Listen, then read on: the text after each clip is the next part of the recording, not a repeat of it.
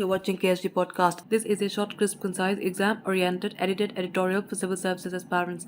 In this podcast, we are going to talk about Russia-Ukraine conflict and West Asia. Source for the content is the Business Standard. Western commentators are struggling to describe the significance of the ongoing war in Ukraine.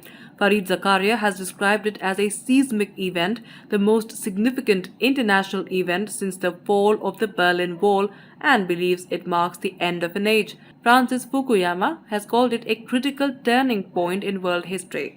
He views it as the latest assault on liberalism that had started well before the war, when illiberal authoritarian regimes had emerged in several major countries. He sees the war as a reminder in the most vivid way possible what the consequences of illiberal dictatorship are. Thomas Friedman simply says, "Our world is not going to be the same again." These cataclysmic prognostications from Western sources have not had the same reverberations in West Asia. 4 years of the anarchy wreaked in the region by Donald Trump, followed by 1 year of Joe Biden's insipid and shaky presidency, have already created a diplomatic churn, with regional states pursuing fresh engagements and alignments, interactions that are independent of the US.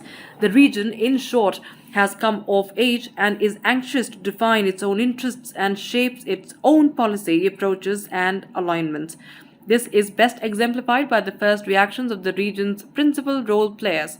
Despite many being long-standing US allies, not one of them, besides Kuwait, has sided with the US in sharply condemning Russia. Not one of them has imposed harsh sanctions to cripple the Russian economy. Now, talking about the regional responses to the war, on the 23rd of February, a day before the Russian invasion, the UAE and Russian foreign ministers spoke telephonically about regional and international developments and emphasized their keenness to enhance the prospects of UAE-Russian cooperation. On 25th of February, the UAE abstained on a UN Security Council resolution that was critical of Russia. 2 days later, it again abstained on a procedural resolution to refer the invasion to the UN General Assembly. Soon thereafter, Russia rewarded the UAE by abstaining on a UNSC resolution that described the Houthis in Yemen, who had fired drones on Abu Dhabi on the 17th of January this year, as a terrorist organization. Saudi Arabia, a US ally from 1945, in response to the US's sanctions on energy exports from Russia, refused to increase its oil production to bring down global oil prices. In fact, the Wall Street Journal reported that Crown Prince Mohammed bin Salman of Saudi Arabia and his UAE counterpart Sheikh Mohammed bin Zayed, Crown Prince of Abu Dhabi, both refused to take calls from Biden when he was seeking to make personal appeals to them to increase oil production. Later, both of them took calls from President Putin and also spoke to the Ukraine President Volodymyr Zelensky in an apparent mediation effort. A little later, when an American journalist asked Crown Prince Mohammed bin Salman if Biden had misunderstood him, the prince answered, "Simply, I do not care." Turkey, a NATO member with close political, military, and economic ties with Russia, has been maneuvering through a diplomatic minefield. It criticized Russia's recognition of the two breakaway republics and later described the invasion as a state of war, but announced no punitive sanctions. Calling the invasion as war did invoke the provisions of the Montreux Convention of 1936, which would prevent the entry and exit of Russian ships through the Bosporus and Dardanelles Straits. But the ground situation is not so straightforward. The convention does not restrict movements of ships to or from their home base.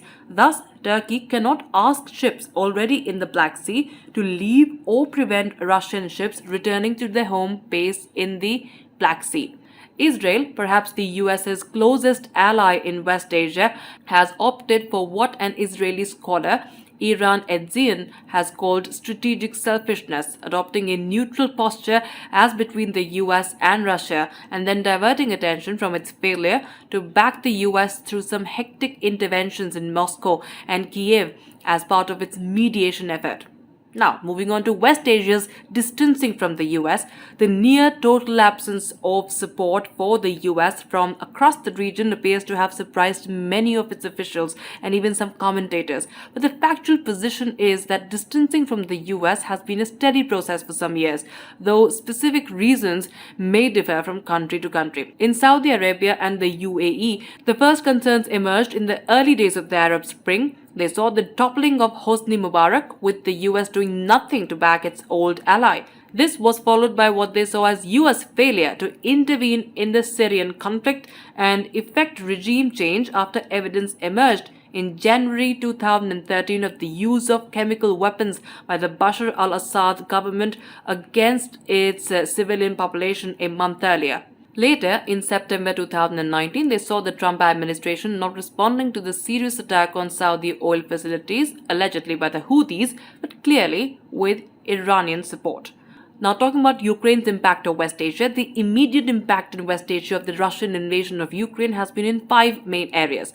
Turkey's management of ties with Russia and the US while retaining its commitment to strategic autonomy, UAE's diplomatic engagements as part of its assertive strategic diversity, Saudi Arabia's energy diplomacy to ensure the integrity of OPEC+, Iran's difficult negotiations on the nuclear agreement in Vienna, the serious food crisis facing the region, and Turkey's tightrope diplomacy. That's it for this podcast. Thank you so much for listening. To join KSG in the courses and to crack the ICE exam, visit ksgindia.com. You can also get a PDF of this podcast on ksgindia.com. Thanks for listening.